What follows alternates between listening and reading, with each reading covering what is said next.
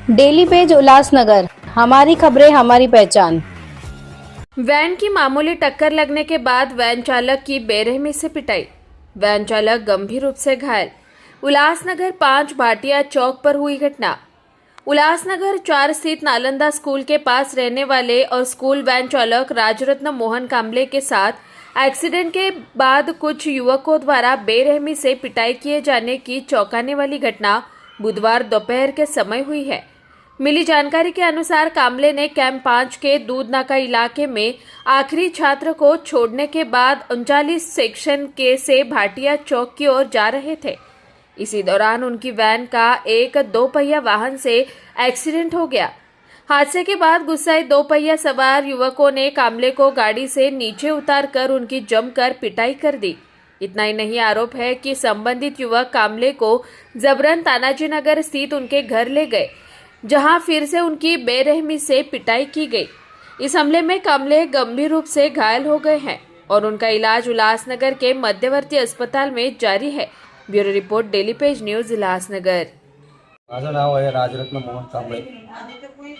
मी शाळेचे मुलं सोडून शेवटचा मुलगा सोडून दूध नाक्याला सोडून येत असताना मला माझ्या गाडीच्या समोर लेफ्ट साईडला एक रिक्षा टेम्पो चालला होता। त्याच्या मागे एक सरदार होता बाईकवरती, मी 2 सरदार होते। माझी राईट साईडने ओमनी चालली होती, तर त्या टेम्पोने अचानक ब्रेक मारलं आणि गाडी थांबवली। त्या बाईकवाल्याचा बॅलन्स गेला तर मला माहीत नाही, पण त्यांनी माझ्या ओमनीला लेफ्ट साईडच्या डोअरला ठोकलं आणि तो पडला नाही, पण पडला आणि मला गाडी आडवी करून उभा राहिला। नंतर त्यांनी मला शिवीगाळ करायला सुरुवात केली। मी त्याला म्हटलं, मित्रा माझी काही चुकी नाही, चुकी तुझी आहे। त्याच्यानंतर त्यांनी फोन करून अजून 2-3 तिथं बोलवलं। ते तिथं आल्यानंतर त्यांनी मला मारायला सुरुवात केली। माझ्या ओमनीची चावी घेतली, माझा मोबाईल घेतला, माझं पाकिट घेतलं। त्याच्यानंतर त्यांनी मला खूप मारल्यानंतर माझं रक्त यायला लागलं। मी त्याला बोललो, मी त्याला गाली भी नहीं दिया, कुछ भी नहीं किया, तरी तुम्ही का मारताय मला? माझी तर चुकी पण नाही, गाडी पण तुम्हीच ठोकली। त्यांनी मला तिथून बाईकवरती बसवलं आणि अभी तेरे को हम लोग काट देंगे, हम सरदार लोग को तू जानता नहीं है, असं बोलून त्यांनी मला ते नवीन पोलीस चौकी बनते वाटतं तिथं तानाजी नगरमध्ये, तिथे तो लोक मला बाईकवर मध्ये बसून घेऊन गेले। तिथे घेऊन गेल्यानंतर एका घराजवळ घेऊन गेलं, घरामध्ये मला तिथं पण त्यांनी मारलं। माझ्या कानात चांदीच्या बाल्या होत्या, माझ्या गळ्यात 2.9 मिलीची चेन होती, त्यांनी ते सगळं काढून घेतलं आणि नंतर मला मारायला लागल्या।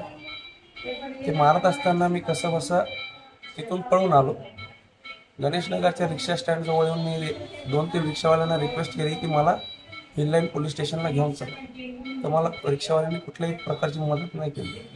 एक रिक्षावाला स्वतःहून पुढे येऊन मला म्हटला बस रिक्षामध्ये। त्याच्यानंतर मी रिक्षाने जात असताना तो सरदार माझीच ओमनी घेऊन परत आला आणि मला ओमनीमध्ये परत बसवलं आणि मला परत मारायला सुरुवात केली आणि त्याच्यानंतर परत तानाजीनगरकडे गाडी घेऊन गेला। मला स्टेअरिंगवर जबरदस्ती बसायला सांगितलं आणि मला माझा व्हिडिओ बनवला, तर हा शाळेची पोरं सोडणारा हा दारू पिऊन गाडी चालवत आहे आणि बघा ह्याला, त्याच्यामुळं आम्ही मारलो। आणि त्याच्यानंतर मला तिथून जा बोललो। माझी ओमनी घेऊन आलो तर माझं पाकिट आणि माझा मोबाईल गाडीतच होते, पण माझी चेन आणि माझ्या कानातल्या बाल्या त्यांनी काढून घेतले।